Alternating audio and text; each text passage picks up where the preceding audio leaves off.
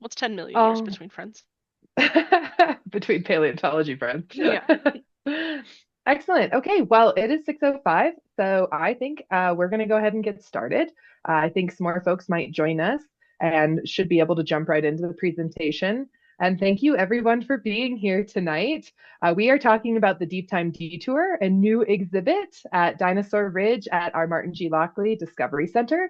We are hoping to open this by Memorial Day weekend this year, so May 23rd, 2026. And as Kristen has pointed out, that is 100 days from today.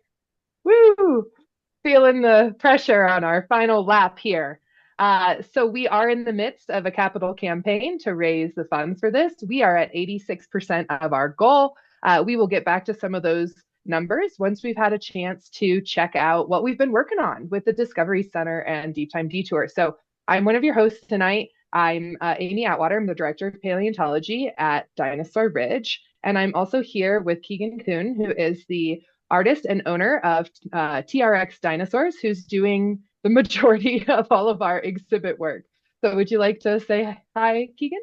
Yeah, thanks so much. Yeah, I'm Keegan Kuhn, I'm the owner of TRX Dinosaurs. Yeah, we're doing all the big exhibits, at least inside, and super honored, super grateful, and I'm a little tired as the next 100 days are counting down, but we're getting there. So it's exciting. Yeah, it's a lot. And Keegan has been amazing at working with us with our timeline and our budget. You have one of your things that you stand for is to make these exhibits affordable and accessible. And we really appreciate that at Dinosaur Ridge. We wouldn't be able to do the work that we're doing right now if it weren't for you and the prices that you are able to offer us. So we are very, very grateful to be working with TRX Dinosaurs on this project. And you're going to hear from both of us over the course of this hour.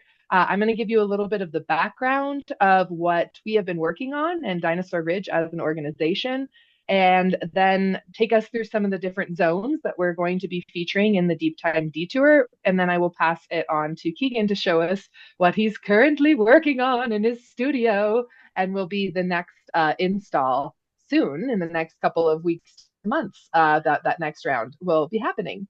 So let me see if my presentation will work. That's always a great question that I should have tried before we actually started. There we go. So Dinosaur Ridge is a nonprofit organization that was founded in the late 80s by Martin G. Lockley, who's the namesake of the Discovery Center. He was a paleoichnologist, world famous, and spent a lot of time here in the Front Range area.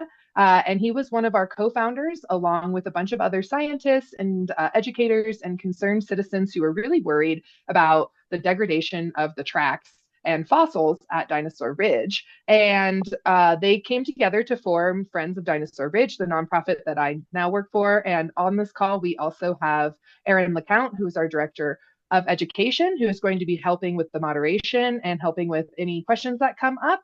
And we also have Kristen Kidd on tonight as well, our director of marketing and development. So we are all employees at Friends of Dinosaur Ridge. Now, I got my start going to summer science camps. I grew up in Oregon, and that's really why I'm in paleontology today. That shaped a lot of my journey. So places like Dinosaur Ridge that have really cool fossils, but honestly, even cooler communities, I think are really powerful in inspiring the next generation of stewards and scientists and artists and all of the like who are inspired by and have a sense of wonder for the natural world. And that's really where the mission of Dinosaur Ridge comes in.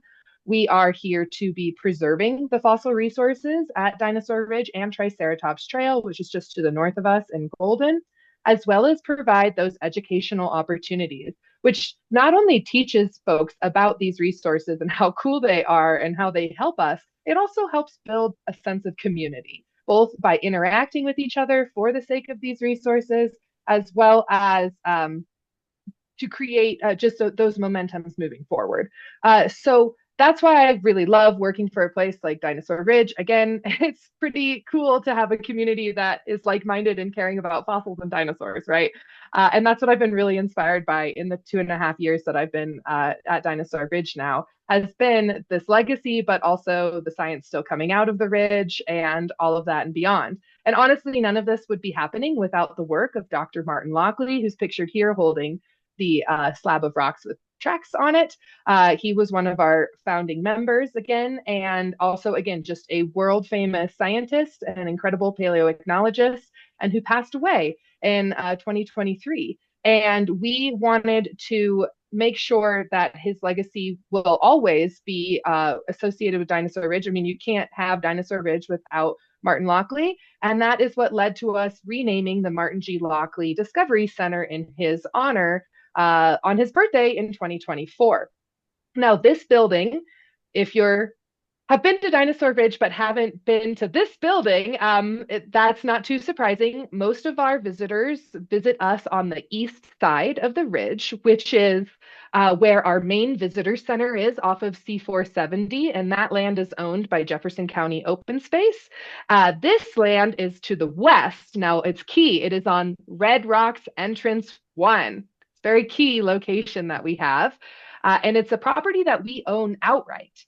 We have a great relationship with our stakeholders, the county and the state. They have really helped fulfill this part of the mission of taking care and preserving the fossils at Dinosaur Ridge. And what I've seen in the time that I've been here is that it is important for Dinosaur Ridge to have its own spaces to develop independently as well. And that's what the Discovery Center has really allowed us to do. And now we have this opportunity. Now we have a new name for our Discovery Center, and now we are working on a big remodel and a new exhibit that will be going into the first floor. So this isn't the idea of Deep Time Detour. This is a immersive, interactive exhibit in which we are sharing 300 million years of Colorado's prehistoric history with our guests in a relatively small space. One of Erin's ideas early on has been a prehistoric welcome center, and that's a bit of what this serves as. We want folks to get a taste for a lot of Colorado geology and paleontology in a small spot. So that is what we're trying to accomplish with Deep Time Detour, opening again Memorial Day weekend. And we are going to be having 6 different zones that are different regions and times of Colorado's prehistory. Excuse me. And we have shout outs and calls to actions to encourage folks in every zone to go to other parts in Colorado to learn even more about our awesome fossil record, because it's something to be celebrated. And we really want our fossils to be the pride of our community. So I'm going to walk you briefly through our zones. Some are still just mock ups, and then some of them are. Some of the work that we've already installed before we will pass it on to Keegan to see what's working on next. So the first zone that our guests will encounter is the Red Rock Zone, or Colorado before the dinosaurs. You know, a lot of folks assume that the dinosaurs, or anytime that it was ancient life, it was always dinosaurs. And so we're going to address that. Red Rocks, this famous amphitheater, how did it form? Was it deposited? And what sort of animals lived in that environment? So this is before the dinosaurs, but when Colorado was a swampy, humid, coal swamp kind of forest. With maybe some giant bugs, 6-foot long millipedes, and dragonflies with 2-foot wingspan, and all sorts of strange plants. And we're going to have these strange trees. They're not even true trees. They're called lepidodendrons, or scale trees. They're most closely related to today's club moss or liverworts, something like that. But they grew to tree sizes, and they had this really distinctive diamond scale-like bark. And so we're going to build you this forest that's going to usher our guests into this Deep Time Detour, taking you in this immersive experience back in time to what Red Rocks looked like before it turned into the gorgeous rocks that we know it for today. And then we're going to go into our biggest zone, which is the Jurassic. Again, a lot of the rocks preserved at Dinosaur Ridge are from the Jurassic time period. Here we are going to have a life reconstruction Stegosaurus. We can't put in a full adult because she's too big, but we have a subadult teenager, if you will, instead for a life reconstruction. And what you can't see in this part of the mock-up is just to the right of it, or to the left of it, I should say, will be our stage area where a skeleton of a Stegosaurus is going to be on display. And Keegan's going to show us some glimpses of that later. It looks really, really cool. So again, this is really celebrating Stegosaurus. It's our state fossil, and the first Stegosaurus bones were discovered just a quarter mile from where our Discovery Center stands. So that's so neat to be able to directly connect our guests with, no, the science happened right here, and the science is still going on. And of course, this section is a call to visit other local museums like Morrison Natural History Museum to see some of these bones that are truly on display. We won't have any Stegosaurus bones on display, or DMNS to see some of their mounts from the Jurassic time period as well, which are incredibly iconic. So that's Colorado 150 million years ago. Then we go to zone 3, which is Dinosaur Ridge Zone, 100 million years ago when Colorado had a coastline. And here we have our raptor eating a horseshoe crab. And both of these animals have been within the past decade or so of research coming from Dinosaur Ridge, including Martin Lockley's discovery of raptor tracks on the ridge, and Caldwell Bunton and others and their team of discovering horseshoe crab tracks at Dinosaur Ridge. So again, celebrating the animals and also the active scientific research that's coming out from these spots. So Keegan, what can you tell us? So I should say on the left is the mock-up, and on the right is a photo of the actual raptor and horseshoe crab. What can you tell us about this process? Yeah, it's really cool. I actually haven't seen that side by side before. So yeah, on the left is a digital mock-up. All of the sculptures and animatronics that we're doing in the museum are digitally sculpted. So I sculpt those on a tablet, and then we 3D print them, and then assemble it and paint it and epoxy them and put them all together. So it is cool to see, the one for one um, process right there. The fact that we can even do coloration in the digital phase, so we can, one, streamline things in a really fast and efficient way, where I can work with everybody at Dinosaur Ridge to make sure that we're hitting the designs exactly as you all want, and as scientifically accurate as possible for the latest research, and then produce something that is, I think, wholly unique. And this piece in particular, I'm really excited about because, as far as I know, there's never been a reconstruction of a dromaeosaur and a horseshoe crab together. And so I like that. It's a little like tip my hat to that. Be like that we're doing something that has never been done before. And in the realm of paleo art that's been around for 150 plus years, it's cool to do something potentially that no one else has ever done. Do you want to? This is another shot of the installed one. You can't quite see the entire tail here. Again, more of the details. This is just its temporary home. We're building up the case around it, of course, too. Do you want to talk about our color scheme and what we've been thinking of? Yeah. It's a cool part about this is the continual evolution of this whole process. Um, all of the colors of all of the life reconstructions are based off of existing fauna from Colorado. So this is based on a golden eagle, an animal that can be seen in Colorado today. And that's particularly fun for me because raptor birds are the descendant of non-avian dinosaurs, and to show that connection that birds are dinosaurs. And this is a very clear illustration because they have these big panaceous feathers, but also we can use their coloration. We don't know the color of dromaeosaurs or dromaeosaurus necessarily, but it's fair to say that they could have had these colors. Absolutely. Yeah. So we'll touch on those little hidden elements throughout the exhibit as well. One of the perks of studying the extinct is you can kind of make them look however you want within reason, as long as it's not bright pink and purple, apparently. But I'm not pushing that too hard.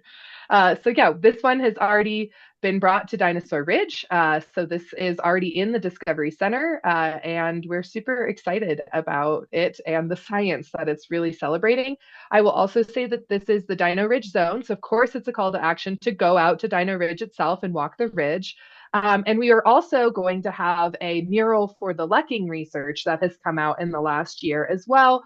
So at a, kind of a right angle to this portion, there will be kind of a natural reprieve. We'll probably have a bench there, and we're going to have a mural with some 2D, 3D texture of what one of these ornithomimid-like dinosaurs would have looked like, creating these very strange lecking arena shallow bowls in the dirt to highlight this incredible research that's coming from Dinosaur Ridge, showing how complex dinosaurs' social behaviors really, really were, really challenging this notion of these dumb, cold, slow lizards. You know, they had a lot of different nuances to their culture, which is very cool and is being celebrated with our displays. If So I could add moving on. something, Oh, yeah, sorry, sorry. to the scene is that everything, because of, again, this is Dinosaur Ridge and it's a trackway site, there will be tracks through all of this, and so the case that this dromaeosaur and horseshoe crab are on will have in it. It'll be a beach scene, and so we'll have the dromaeosaur tracks, and we'll also have horseshoe crab tracks of what they actually look like, the reconstruction of what's found in that same area. Exactly. Yeah, we really are incorporating tracks and so much current research anywhere where it's applicable. We really do want this to be a place where folks can get inspired to go see the stuff in out in the wild and also to go find sources and other places to learn even more. Uh, so our next zone, getting younger in time, takes us about 90 million years ago when Colorado was under the ocean. And our big showpiece for this is going to be a Tylosaurus, which is a mosasaur. Again, we can't fit the full size Tylosaurus because they're really, really big. So we have a juvenile Tylosaurus that will be swimming from our ceiling. So here is the mock up on one side, and then the other is I didn't this isn't a video. I didn't try to make the computer adjust. Yeah, I thought it would shut my whole computer down. So this is a picture of one of the prototypes, right, Keegan, Yeah, we've for done through a the bunch of mosasaur? iterations of this, but this will be a swimming puppet. So it'll have that nice, beautiful serpentine motion that we know that mosasaurs swam with because they are distant relatives of monitor lizards. And so that'll have this really nice motion. There's been many iterations of the prototype. So this, I think, was version 2 or 3. It's always trying to make it better, lighter, and stronger. So we're on, I think, prototype 5 right now, and fine tuning it, just getting it as good as possible so that what we install will be the absolute top notch. I'm really excited about this piece because again, it's something that I've never seen before. I travel, go to every single museum I possibly can, and I've never seen a swimming mosasaur skeleton before. So I think this will be, again, another kind of feather in the cap of Dinosaur Ridge. Yeah, we took a chance. I was so excited to hear about it. So we are, yeah, it's going to be amazing. I cannot wait to see it swim. And we will also have some fish, some Cretaceous fish from Treebold Paleontology as well, a little school of fish, and also from Treebold, small bird, Cretaceous bird. And this is a call to action. I mean, there's lots of cool places where you can check out Western Interior Seaway stuff, but really, we do want to encourage folks to check out our partners at Rocky Mountain Dinosaur Resource Center. They have an incredible savage ancient seas exhibit that you can see a good chunk of at their museum, and they have it's ever changing. It's always changing. You want to go to their showroom. It's so cool. It's very really neat. So again, a call to action to go to one of our partners and check out their really cool exhibits. And some of theirs will be on display along with our mosasaur for celebrating these underwater years of Colorado. And then we have Triceratops Trail, which is our second to last zone, celebrating. I should change this. It should be 67 to 68 million years ago. But this is for at least our local area, the last of the age of the dinosaurs. We are the caretakers of Triceratops Trail, which is owned by City of Golden and off of Colorado School of Mines campus. It preserves dinosaur tracks from Triceratops, duck-billed dinosaurs like Edmontosaurus, and Tyrannosaurs, as well as some beautiful palm frond impressions and some other really cool sedimentary structures, if that's your kind of thing. And this audience, that tends to kind of be your thing. So you should check it out if you haven't. So we did install the first part of this, which is the Triceratops essentially bursting out of this palm frond forest. You can see this is the reconstruction installed at the Discovery Center. This is from our event that we had in January. And that's my son putting a dinosaur in the other dinosaur's mouth, which I think is pretty great. And we will also have a duckbill dinosaur parent and nest scene in this, and that, yes, Keegan's going to, I think, show us more of that but this will be within that zone as well, really highlighting these incredible fossils that we have at Triceratops Trail. And really, this last of the age of dinosaurs, we are going to have we've been calling it the subtle asteroid, which is kind of funny. But we are going to have in the mural some depiction of the incoming asteroid as well. This is to give you an idea of what that could potentially look like. Keegan, do you want to talk about this image?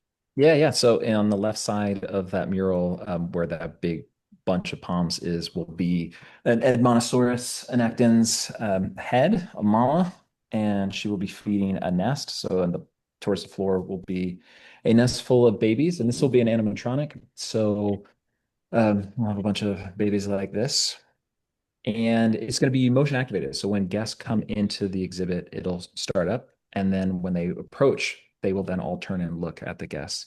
Again, never seen that before at another museum, to have this interactive element. But it's a really exciting part for me because it's again another opportunity to talk about behavior in dinosaurs. Like the lacking site, like we know that at least some hadrosaurs took care of their young in the nest, and so be able to talk about that and talk about parental care is super exciting. And then it's also, two of my favorite animals is, hadrosaurs as a group I love, and the ceratopsians I also love. And so to have those in the same exact space is rad. I mean, just as an artist and as a dinosaur nerd, it's really, really fun.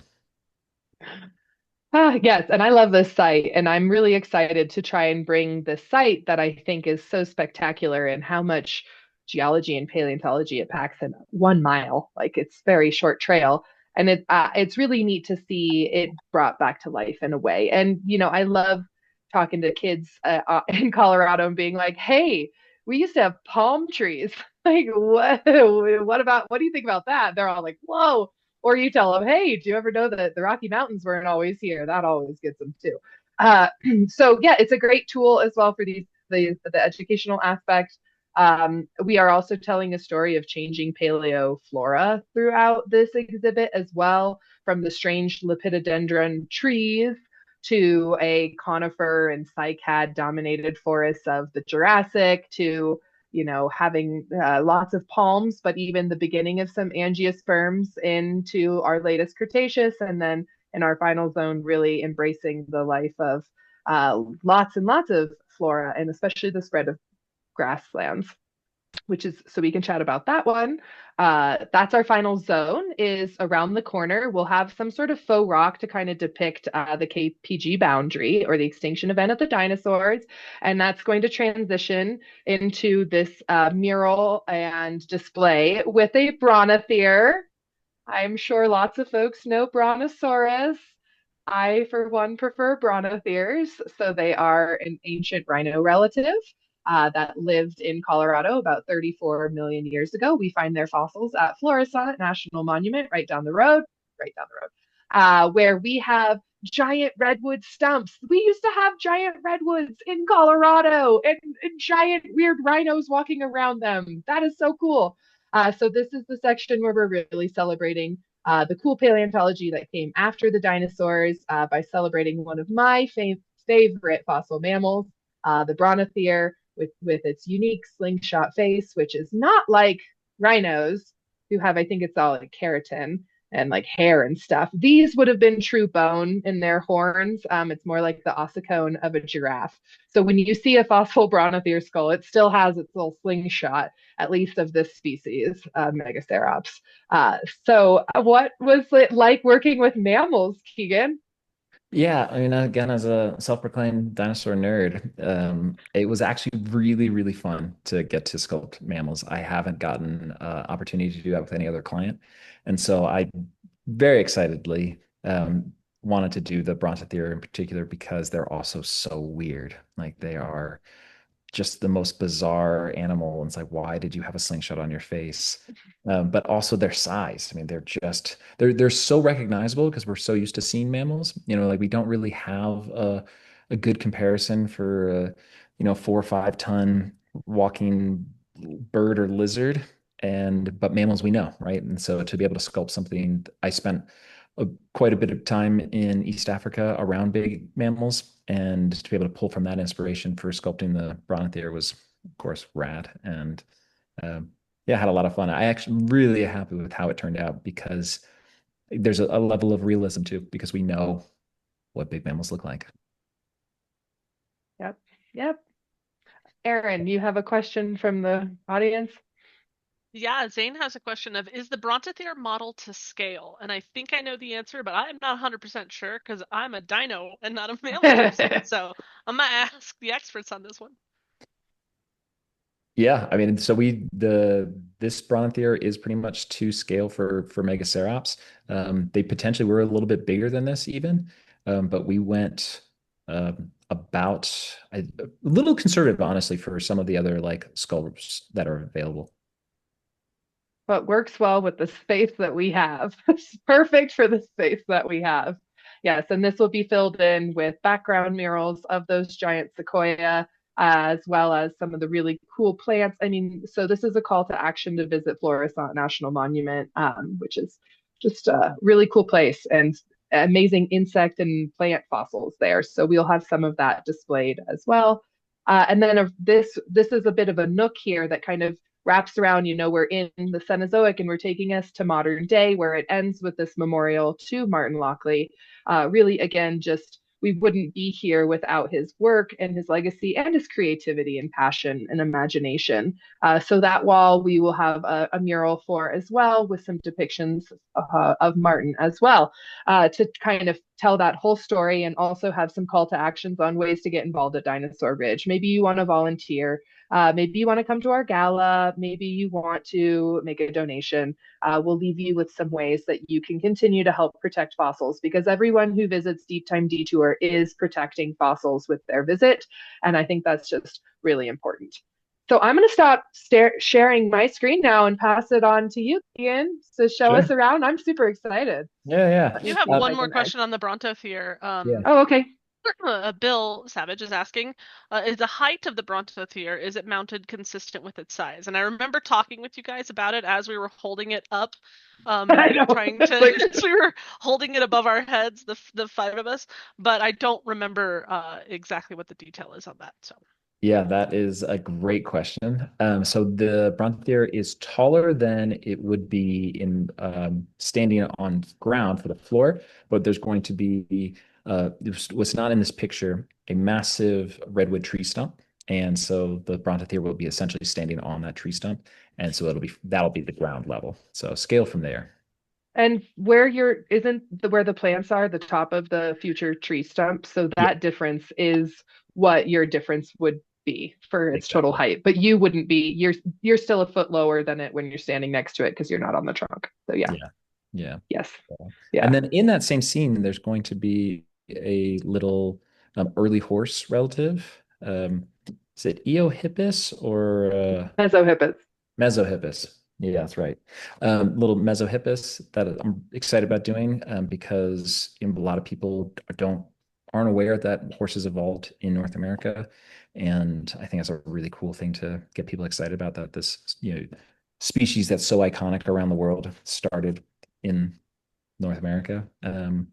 And there's going to be ferns and then the redwood depiction and the murals behind it. So that's also another exciting part. Yeah, we're super excited. We won't be having much of an ice age connection, mostly due to space constraints, and we might have the mural include some younger and younger elements as it wraps around. But the Brontotherium is really the centerpiece of this final zone, and really telling that late Eocene story that's so unique to Colorado is what we are emphasizing, I would say, in our Cenozoic nook, if you will. So yeah, I'm excited for folks to see it, and I'm gonna stop sharing. So I saw James has a question. Did that just disappear? There was a question about sorry, okay. I typed an answer to that one. Oh, okay. I didn't see that. But That's feel okay. free, Okay. feel free. Yeah, yeah. Yeah, So the you question jump on was, in. are there going to be other moving mounts? And so the mosasaur, the tylosaur that'll be from the ceiling will be an animatronic, so that'll have motion. And then this Edmontosaurus nest scene will be animatronic as well. Those are our only two animatronics in the space. And those would be the only two things that are really off limits from touch. Everything else you'll be able to walk up to and touch and put your hands on, which again is something fairly unique for a natural history museum. You see that at more children's museums, and I think what you all are designed with Dinosaur Ridge is this really nice blend of tactile, engaging, um, and informative. It's really about like, yeah, I love the idea of it being a visitor center for deep time. Like that's perfect. And yeah, it's kind of just an introduction to get you more excited about what Colorado has to offer from the deep time. But I will do a short little walk around of the studio. We're working nonstop. It's pretty much it's pretty much all hours. I usually work until about 2 a.m. Matt Lowe, who's working with me, Masters of Engineering, he's working late into the night and early morning most days as well.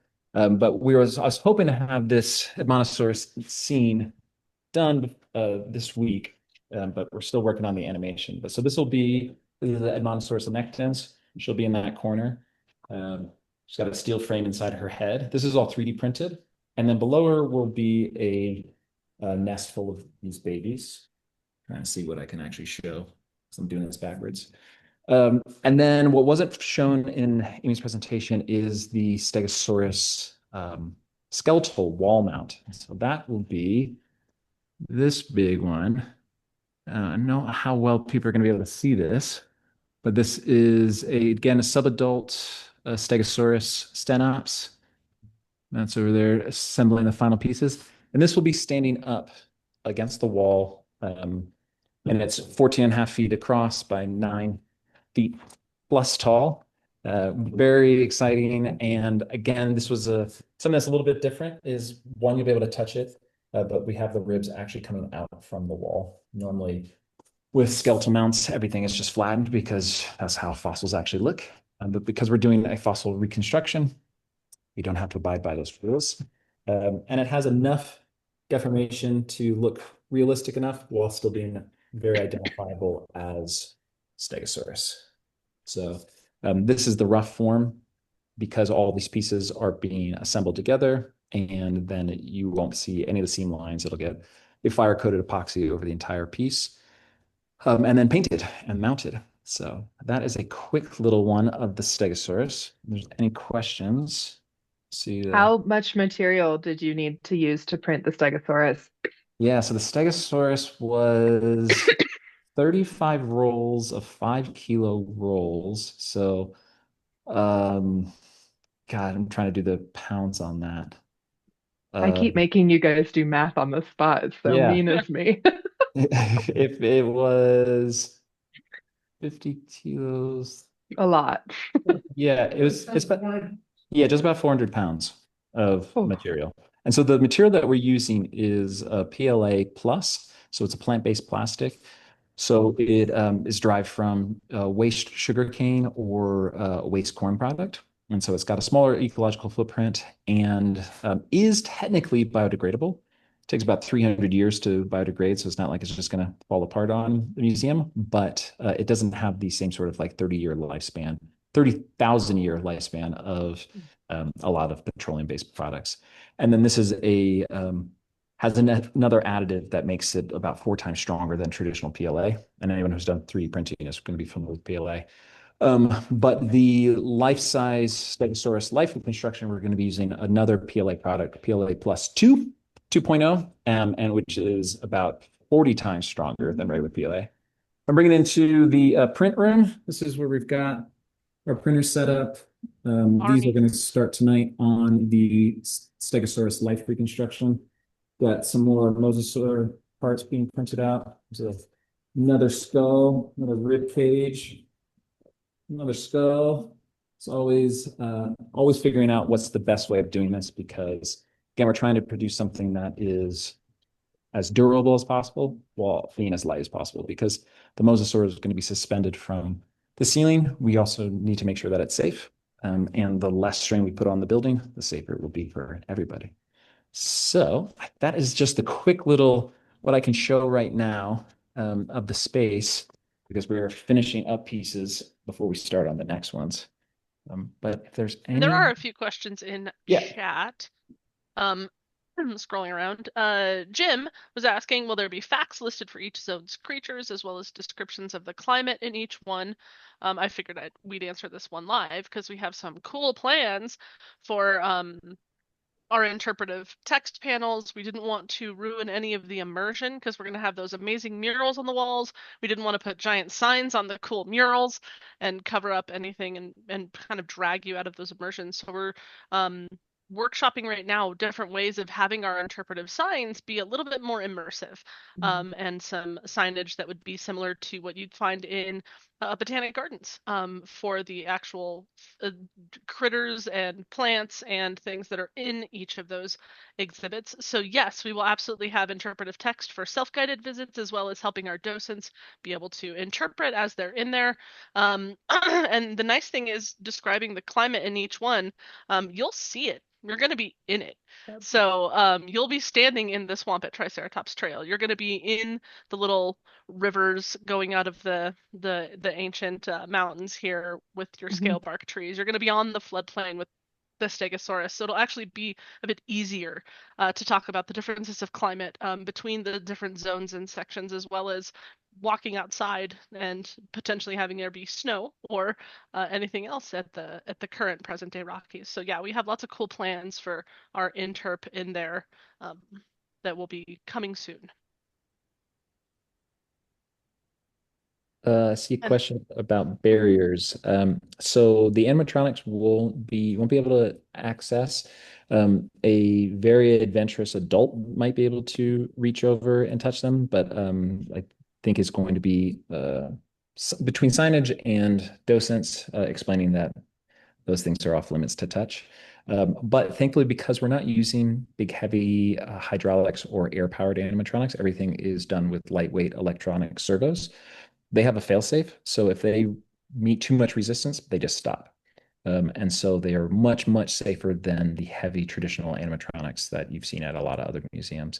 And because of that, we're able to build much lighter, and so they aren't as dangerous as big hydraulic steel frame system. And then two, the cost of maintenance is way, way lower. I mean, we're talking about like $6 servos versus $6,000 hydraulic systems. So we're able to produce animatronics for a fraction of the budget, that are safer. They use less energy, and the maintenance on them is basically non-existent. It doesn't require a specialist to fix those animatronics when they go down. Unfortunately, lots of museums have animatronics that just sit inactive because it requires a specialist to come out and work on it. And this is literally, four screws and a servo pops out and replace it if it burned out. As far as that safety question and being able to touch. Yes, we will do training. Promise. To all of our docents panicking in the hanging out in our attendee column. Nope. We're gonna train y'all on it. We're gonna get trained on it. Yeah, we're gonna be Yeah. experts at servos by the end of Yeah. the year. Yeah, hopefully And we Keegan will help us. won't have to Yeah, worry about it at all though. I mean, yeah. again, these are servos that are designed to be used for literally hundreds of thousands of repetitions. So if these servos burn out in 10 years, I would be surprised. So And uh, then let's see here. There was another one. Uh, I see a um, question. The yeah, go for it. touch is great. Is the texture of each display Mm. consistent with the animal or more associated with the epoxy material? Yeah, so that'll be more of the epoxy material because in order to get like a soft skin texture is we'd have to mold and cast the materials, and that becomes very, very cost prohibitive. And then the time frame that we're working on, we're not able to do that. There will be some soft parts. They're going to be off limits, but like this Edmontosaurus, she'll have a soft fleshy neck, and then her crest that's missing will also be soft.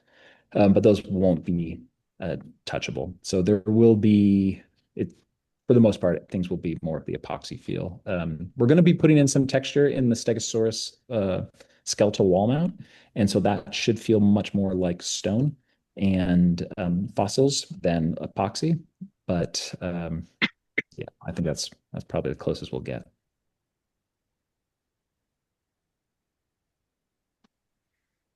Let's see Yes, here. and I think there's a compromise, right? We want to Mhm. make it fully immersive, and that there just inherently means if we want things to be touchable, we have to compromise on some other areas. Right. And we're also, yeah, taking that into mind. Yeah. Yeah. I mean, the the cost is also the big one. We could do these of all silicone skin and it'd be awesome and amazing and it would feel like touching a real animal. But it would absolutely be 10 times the cost. Mhm.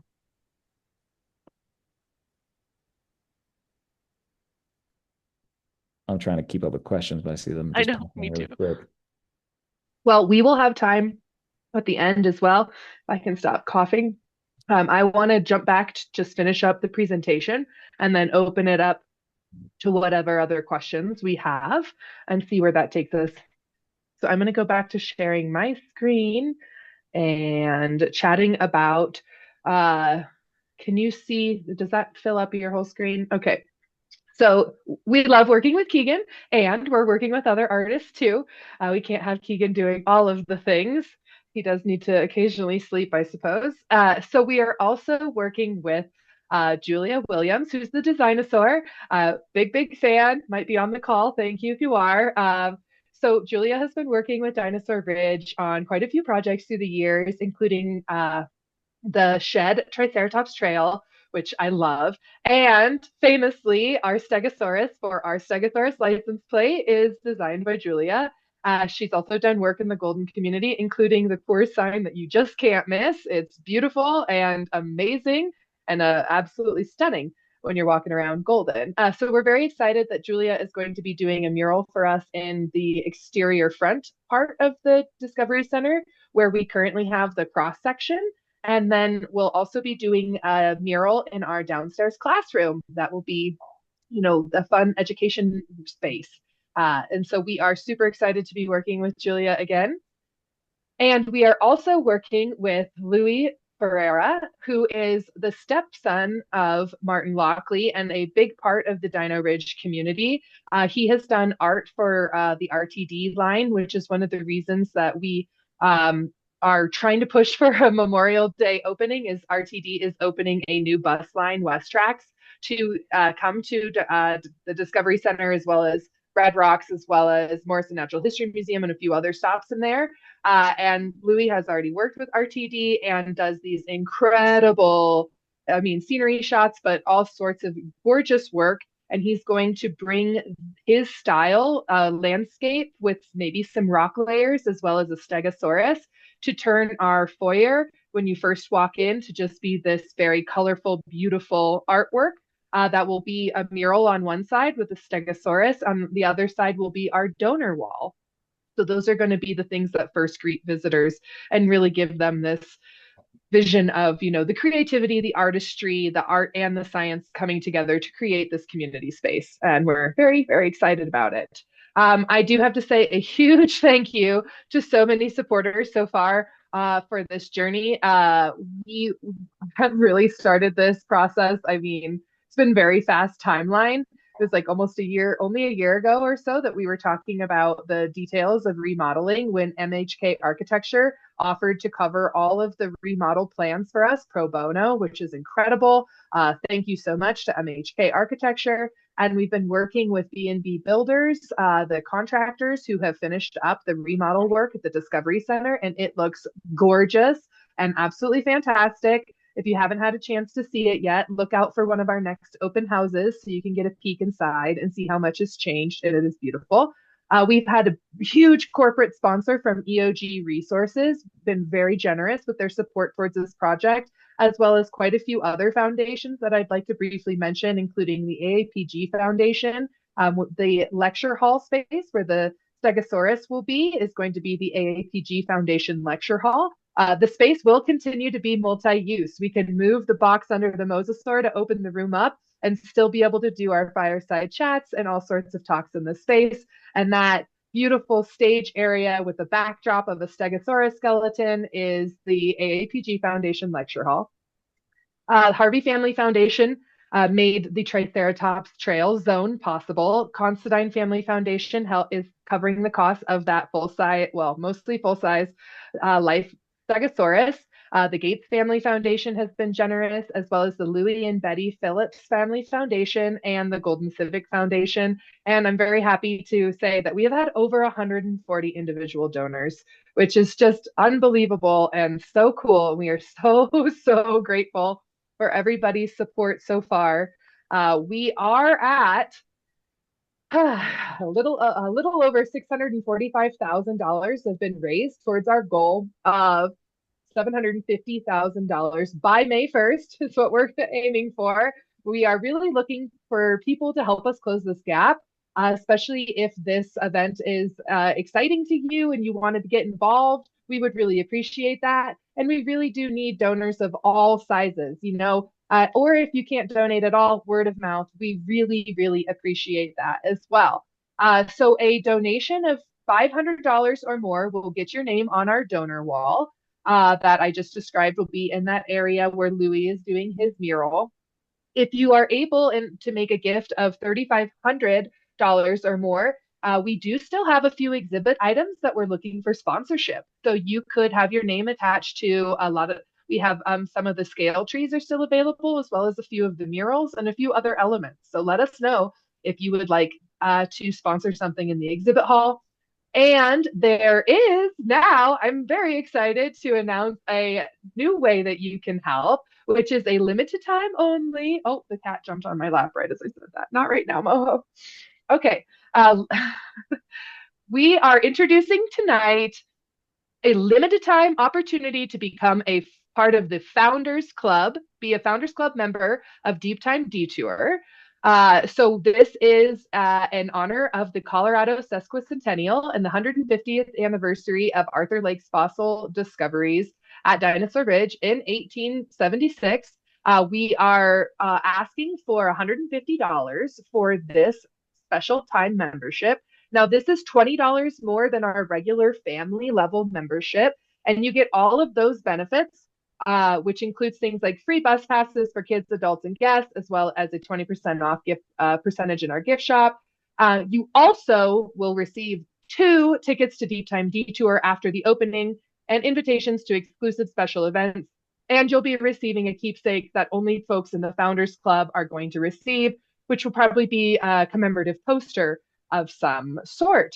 And again, it's today is the opening day, and you have until the gala, which is April 25th, to join. That's going to be your only chance to get into the Founders Club. So 150 to have that Founders Club bragging rights. I'm getting mine. And it really does, it's another way that you can help support this project.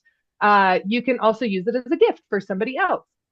And if you have already donated more than $750 to this project, you are an automatic Founders Club member. So, congratulations, you're already in the team, and we will be in touch. And thank you so much for your generous donations. So, again, you can check out the information on your screen right here to learn more about it. You can also just email us and follow up with any of these questions that you might have. But it's really fun in honor of this 150th year. The number of times I've had to say sesquicentennial is a lot this year already, and it's only February, so it's going to be a long year. And then the last thing that I wanted to mention before we open it up to questions is our gala that I've mentioned a few times. It is on Saturday, April 25th. It is from 5 to 10 p.m. in Golden, Colorado. See, here it is again, the Sesquicentennial Saloon, and not salon, as was a previous misconception. So we really are bringing the saloon night out in honor again of this 150th anniversary for dinos and the state. I think we're working, yes, with a local casino, and we are going to be, you can play blackjack, you can play cards, you can play craps, but I think we're calling those copper lights because it's Dinosaur Ridge at the end of the day. So this is going to be really fun. We're hoping that we'll have raised all the money for Deep Time Detour at this point or through our paddle raiser, and it's going to be a big celebration. But there will be opportunities to continue to support or just have a good time hanging out with us, supporting Dino Ridge, have a good meal, hang out with like-minded nerds, and enjoy the Sesquicentennial Saloon. So I hope to see you all there. And yeah, I would love to take any more questions that we might have from folks. There's one for you right there. It's the donation level, or we can have Amy say sesquicentennial at any time, anywhere. How much? Yeah. Oh, 3,500 mark. I was gonna say, yeah, I think we're in the The yeah. cost of the sponsorship of one mural or one tiny Yeah. horse, maybe. Yeah. Yeah. You want to cover a tiny horse? I'll say it whatever you want. I'll record it. You can have it in your ear. I don't know why you'd want that.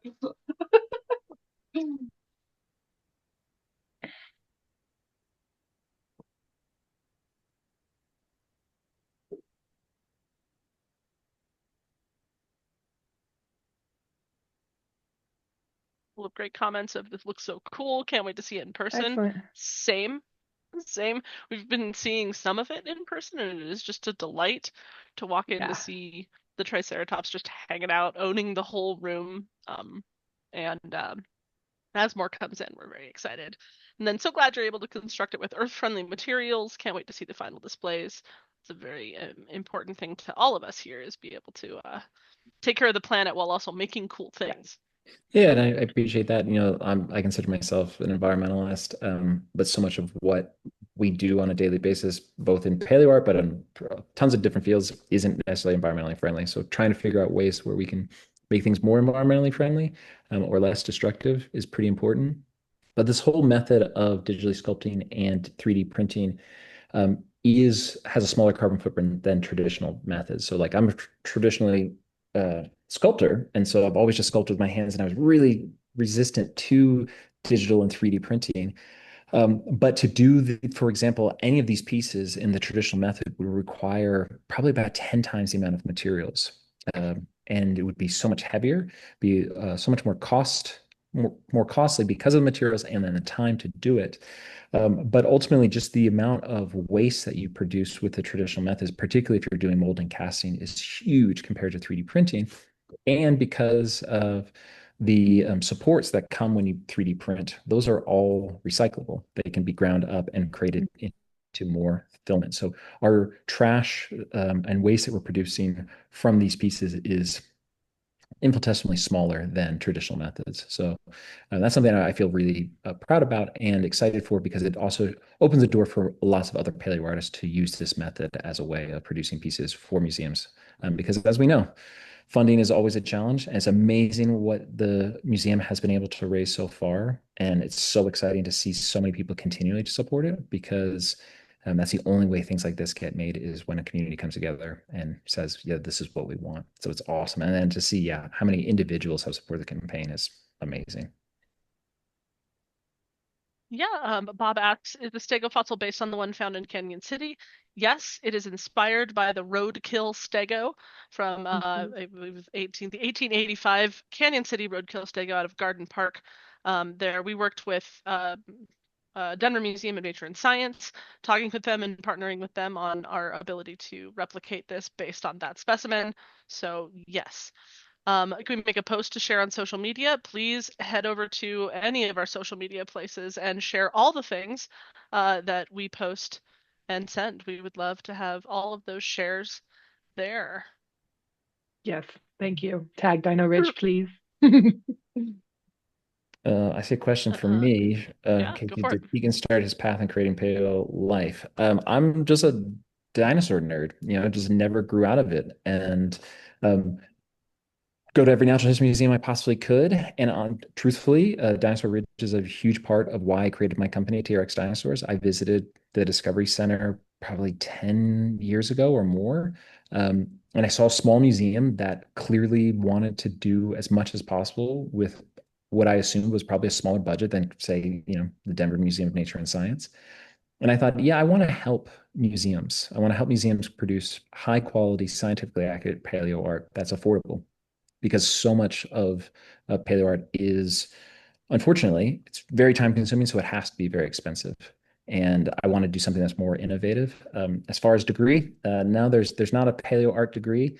There are a lot of professional paleo artists who do have degrees and advanced degrees, either in biology or in art. But no, this is just really following passion, getting to work with amazing scientists and researchers and dig into their knowledge and produce something that is backed up by science.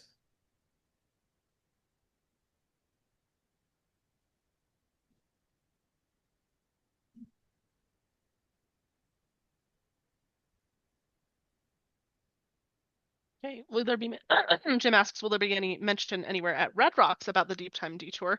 I can't say positive on that one, but we do have some new inroads that we're working Right. with some new folks up at Red Rocks. So Yeah, maybe. we would Yeah. like to ideally be in collaboration on this. It is hard to get a hold of Red Rocks being Red Rocks.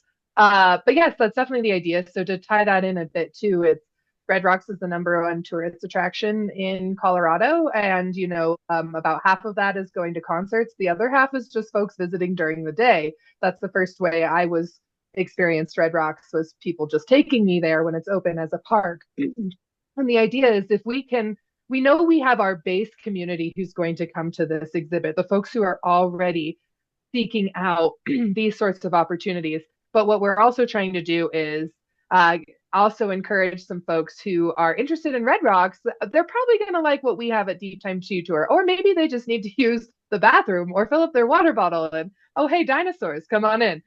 So there is some strategy here, and we would love it to be more collaborative, and we hope it to be, as it's in we're in honor of them and really celebrating their resources. But currently, we are just working with them on some archives related things, and we will see where that goes. And then I think Ashley had a hand up. Yeah, I'm going to allow her to just ask her question, Ashley, or make her statement. You You have to should be unmute. unmuted. Let me ask you to unmute. Thank you for your patience as we learn a new webinar. Ah, In the meantime, I see a question about the colors for the Triceratops. So the Triceratops is these really vibrant colors, and it's based on a common checkered whiptail lizard, which is found in Colorado. And I believe it's the males are this more like vibrant color, and the patterning as well is what it's based off of. So though there's a long, long distance between lizards and dinosaurs, again, bring it back to native fauna to Colorado is the key important part. Okay, Ash. I see Thank when you. Thomas Cassadeval, just real quick, asking if those who could not attend will, if this webinar will be available. Yes, we are recording it, so yes, we will share it. This is Ashley. So for those who are interested in donating, it sounds like there are different pieces of exhibits that can still be selected for sponsorship. Do we just reach out to you individually, Amy, or what's the best way to proceed? I mean, yes, that works. Absolutely. We have mostly murals are still available, and lepidodendron trees and fish. So it's not a very long list, but if you do want to make a donation and have your name attached to a specific item, there are still options. Yes, reach out to me. You can find my email on the website if you don't already have it. It's amy.atwater@dinoridge.org. But yes, reach out to me if you would like to sponsor something specifically. We do have some options, and we'd be honored. Thank you.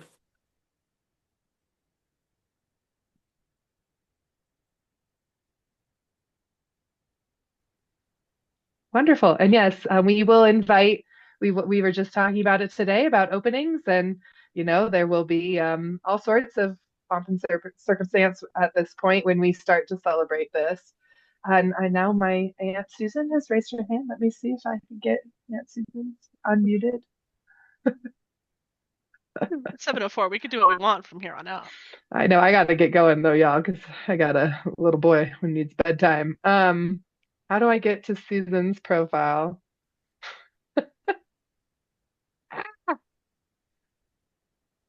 I don't know how to do that. Can someone else get to I'm working her? on it. I'm working on it.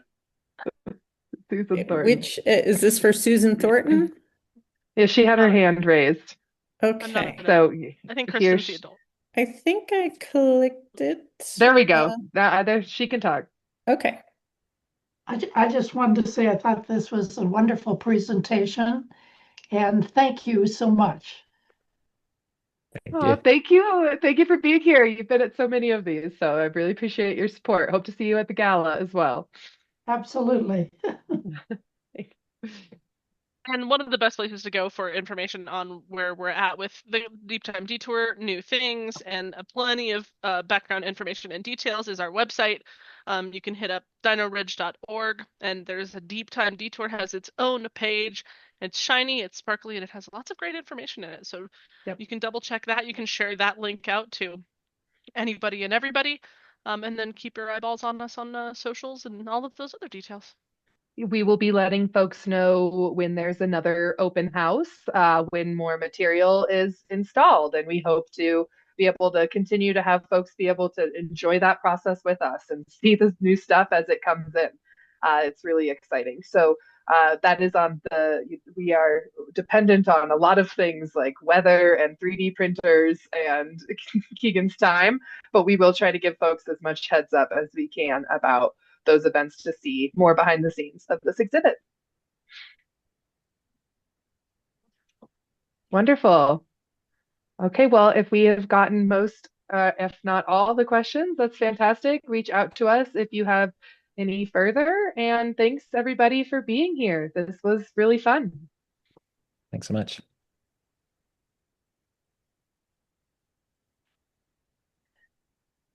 I'm going to end it for all. Okay, bye.